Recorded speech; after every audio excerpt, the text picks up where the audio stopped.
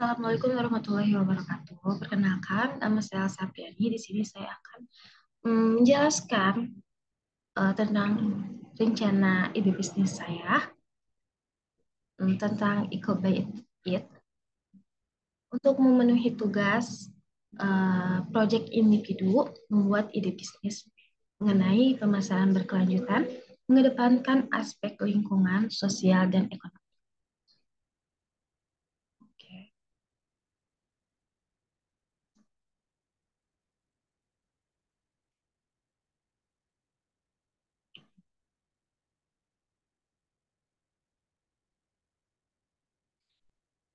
Eco by It merupakan bisnis makanan yang menitik beratkan pada prinsip-prinsip berkelanjutan dan kebersihan lingkungan, berfokus pada bahan-bahan organik dan lokal, seperti sayuran segar dari petani setempat dan daging dari peternakan yang menjalankan praktik berkelanjutan.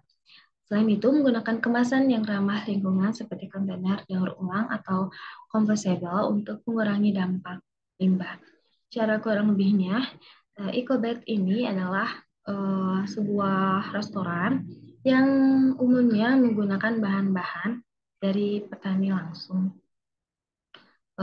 Selanjutnya, proses produksi EcoBite It dikonsep untuk mengurangi jejak karbon dengan praktik-praktik seperti daur ulang air, efisiensi energi, dan manajemen limbah yang bijaksana.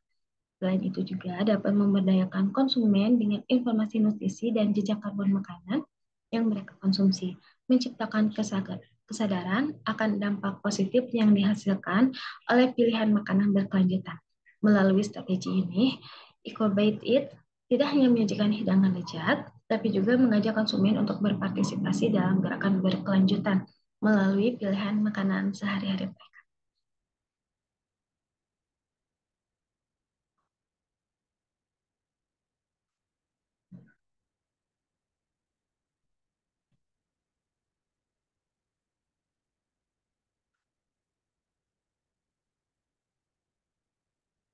Oke, selanjutnya ada visi misi EcoBite It. Visi yaitu menjadi pelopor dalam industri makanan berkelanjutan yang menginspirasi dan membimbing perubahan menuju gaya hidup yang lebih ramah lingkungan dengan menyediakan makanan berkualitas tinggi dan inovatif. Tentu saja visi ini agar masyarakat setempat ataupun orang-orang yang mengkonsumsi makanan tersebut dapat memakan makanan yang lebih sehat, bernutrisi, dan bergizi, juga ramah lingkungan. Dan visinya yaitu pertama menghadirkan pilihan berkualitas tinggi, menyediakan hidangan lezat dan bergizi yang terbuat dari bahan-bahan organik dan lokal untuk memastikan kepuasan pelanggan dan mendukung kesehatan masyarakat. Yang kedua, menyokong petani dan produsen lokal, mendukung komunitas petani dan produsen lokal dengan membeli bahan-bahan dari sumber yang berkelanjutan, mendorong pertumbuhan ekonomi lokal dan berkelanjutan lingkungan. Ini pun dapat mendorong uh, perekonomian perekonomian petani setempat. Selanjutnya, mengurangi jejak karbon. Mengadopsi praktik produksi yang ramah lingkungan, termasuk manajemen limbah yang bijaksana, efisiensi energi, dan pemilihan bahan kemasan yang ramah lingkungan untuk mengurangi dampak lingkungan negatif. Selanjutnya ada edukasi dan kesadaran konsumen. Memberikan informasi dan edukasi kepada pelanggan tentang keberkelanjutan, memberdayakan mereka untuk membuat pilihan makanan yang berdampak positif dan merangsang kesadaran terhadap isu-isu lingkungan. Ini menyadarkan konsumen bahwa dampak dari makanan yang kita produksi di dalam perut itu akan mempengaruhi kesehatan kita. Untuk itu, uh, EcoBite It ini hadir untuk membuat konsumen sadar pentingnya kesehatan tubuh dengan mengkonsumsi makanan-makanan sehat dan ramah lingkungan. Selanjutnya, kemitraan kolaboratif, membangun kemitraan dengan organisasi lingkungan dan pemangku kepentingan lainnya untuk mengidentifikasi dan menerapkan solusi keberkelanjutan dalam setiap aspek operasional, membangun kerjasama dengan uh, organisasi-organisasi yang sevisi bersama kami dalam mengelola dampak dari limbah tersebut. Selanjutnya itu inovasi menu berkelanjutan. Terus mengembangkan menu dengan inovasi kreatif memperkenalkan hidangan baru yang menggabungkan keberkelanjutan dengan cita rasa yang memukau untuk memenuhi kebutuhan pelanggan yang berkembang. Tentunya ini untuk menarik konsumen agar tidak hanya lezat, tapi juga cantik untuk menarik. Lalu selanjutnya ada rencana bisnis untuk melakukan uh, ide tersebut. Yang pertama, melakukan penelitian pasar, yaitu melakukan survei pasar untuk mengidentifikasi permintaan pelanggan terhadap makanan berkelanjutan, serta memahami tren dan preferensi konsumen di lokasi target.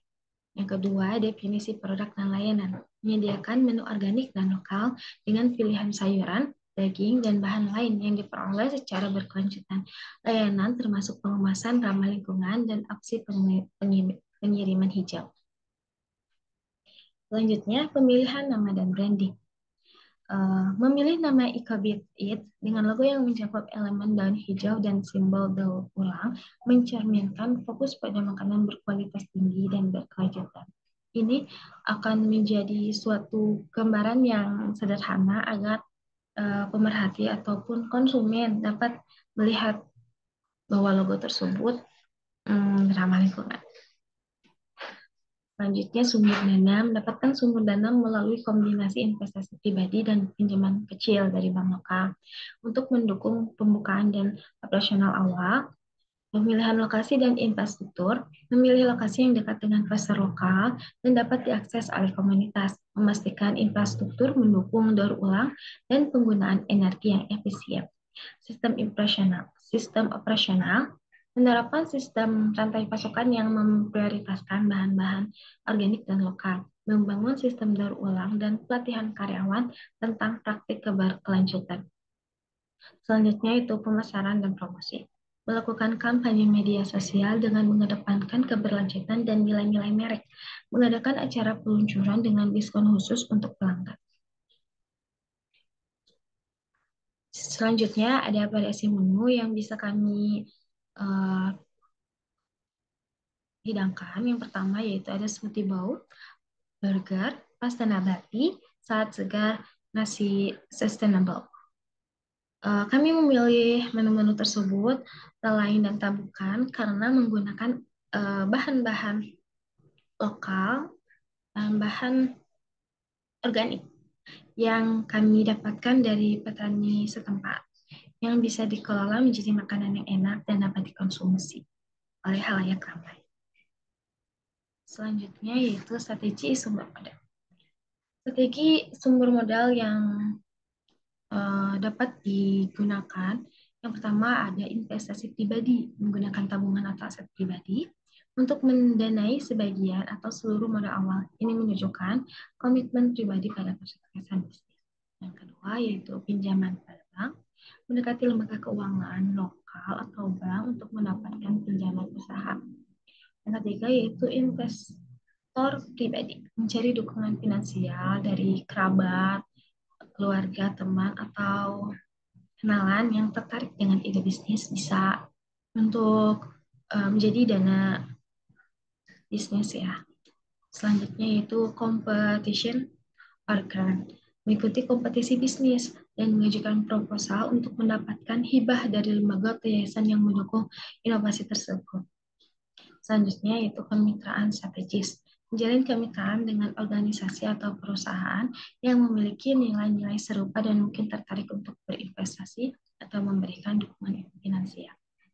Yang selanjutnya, pendanaan berbasis ekuitas, menjual sebagian saham bisnis untuk mendapatkan modal. Ini bisa melibatkan investor individu atau kelompok yang tertarik dengan potensi pertumbuhan bisnis. Dan terakhir, pendanaan berbasis hutang, menawarkan obligasi atau surat utang untuk mendapatkan modal dengan pembayaran kembali berdasarkan jangka waktu dan tingkat bunga yang disepakati. Oke, selanjutnya yaitu strategi pemasaran. Di sini ada beberapa strategi pemasaran yang bisa dipaparkan. Yang pertama yaitu branding berkelanjutan, yaitu bangun merek yang kuat dengan fokus pada keberlanjutan dan makanan berkualitas tinggi. Logo, warna, dan pesan merek harus mencerminkan nilai-nilai tersebut.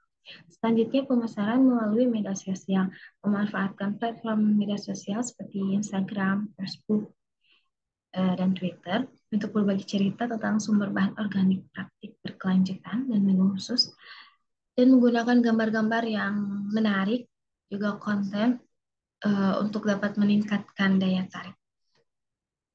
Selanjutnya, konten edukasi. Membuat edukasi konten edukatif yang memberikan informasi tentang manfaat makanan organik, dampak positif berkelanjutan, dan cerita di balik setiap hidangan.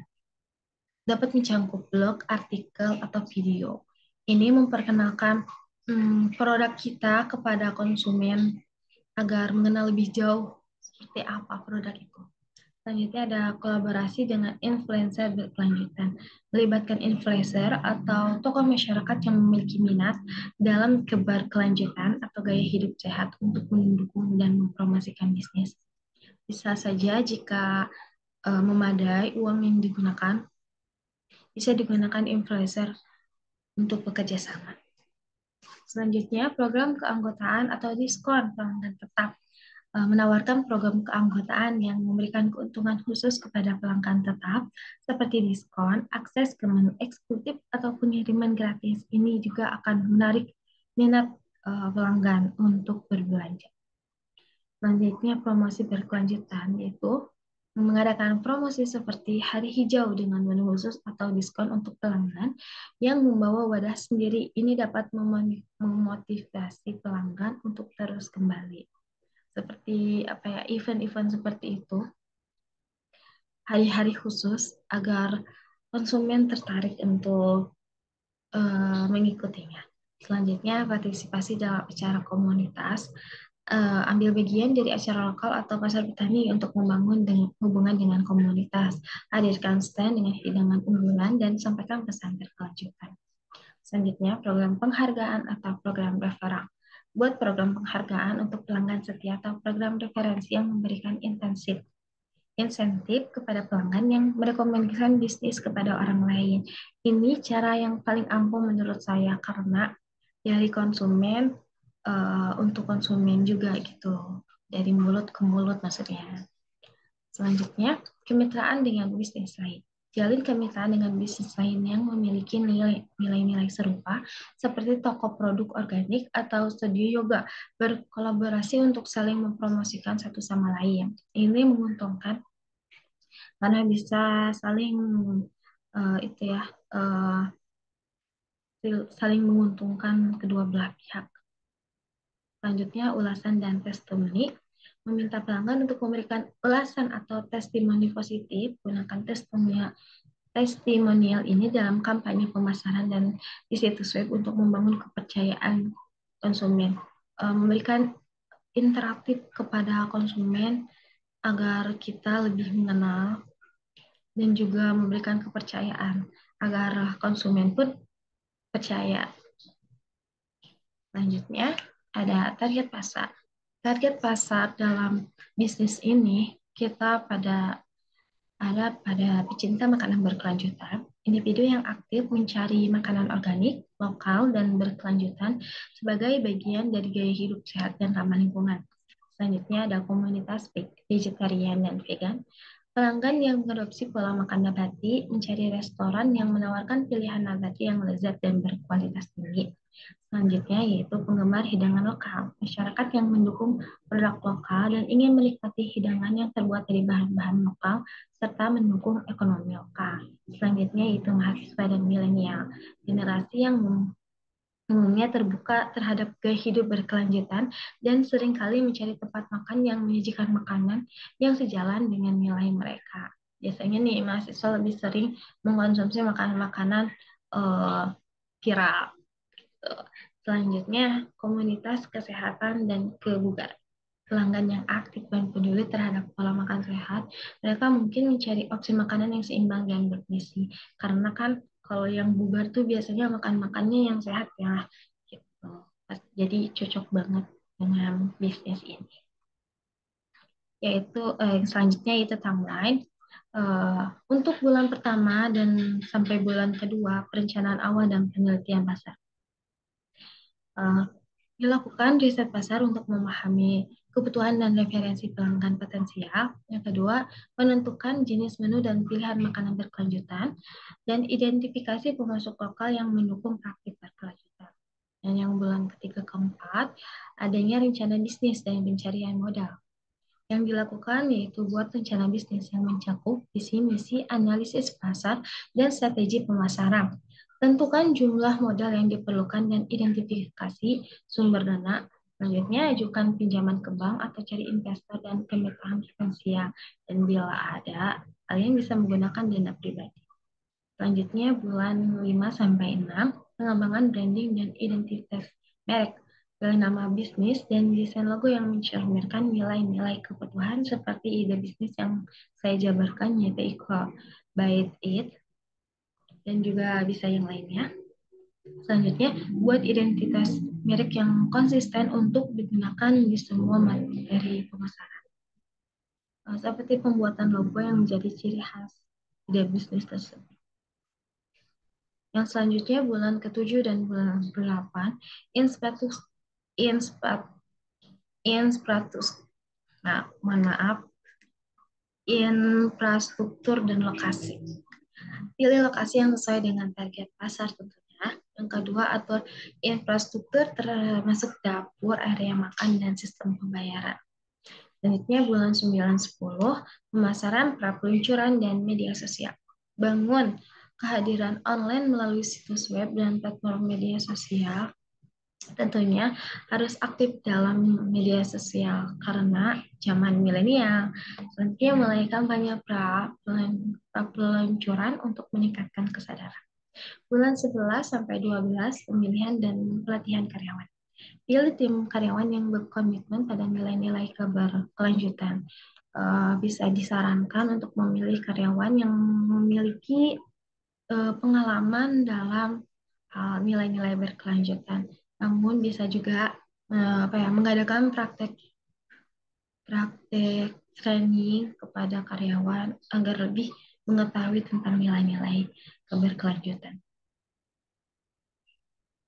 Selanjutnya, bulan 13 sampai 14, pemilihan dan pemantauan pemasok. Finalisasi kontrak dengan pemasok lokal dan pastikan mereka memenuhi standar keberkelanjutan. Lakukan uji coba pada produk dan pilih menu utama. Bulan 15 sampai 16 yaitu pemasangan sistem operasional. Pasang sistem daur ulang dan pengolahan limbah, uji coba sistem pembayaran dan layanan pelanggan. Bulan 17 sampai bulan 18, pelatihan akhir dan persiapan terakhir. Lakukan pelatihan akhir untuk karyawan sebelum peluncuran. Lakukan uji coba penuh skala pada semua sistem operasional. Bulan 19, peluncuran soft opening dan kampanye awal. Lakukan soft opening untuk mendapatkan umpan balik awal. Lakukan kampanye peluncuran online dan offline. Bulan 20, evaluasi awal dan penyesuaian. Tinjau kinerja bisnis dan dapatkan umpan balik pelanggan, sesuaikan menu, layanan, atau strategi pemasaran berdasarkan hasil evaluasi. Bulan 20, evaluasi awal dan penyesuaian. Tinjau kinerja bisnis dan dapatkan umpan balik pelanggan, sesuaikan menu, layanan, atau strategi pemasaran berdasarkan hasil evaluasi. Bulan 21 hingga bulan 24, pengembangan dan pertumbuhan. Lanjutkan kampanye pemasaran dan promosi, jalin kemitraan dengan bisnis lokal dan komunitas, tinjau dan perbarui rencana bisnis secara berkala. Mungkin untuk timeline produk bisnis ini bisa mencapai kurang lebih 2 tahun ya. Mungkin sekian yang bisa saya jabarkan, kurang lebihnya mohon dimaafkan. Wabillahi taufiq wal hidayah. Wassalamualaikum warahmatullahi wabarakatuh.